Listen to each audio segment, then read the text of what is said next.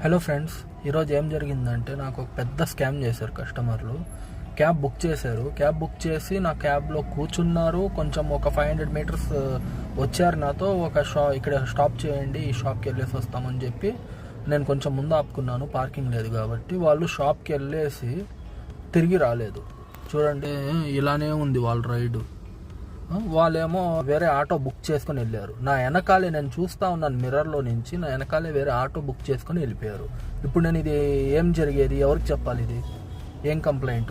చూడండి, ఏ షాప్ అనేది కూడా మీకు నేను చూపిస్తాను. ఆడ కనిపిస్తుందా? ఈ షాప్కి వెళ్ళారు. లోపల వెళ్ళి ఇంకా వాళ్ళు వేరే క్యాబ్ బుక్ చేసుకొని వెంటనే వెళ్ళిపోయారు. ఇలా స్కామ్స్ జరుగుతూ ఉన్నాయి. ఊబర్ దీనికి ఏమైనా బాధ్యతలు తీసుకుంటాడా? ఎవరు తీసుకుంటాడు? కొంచెం ఏమైనా దీని గురించి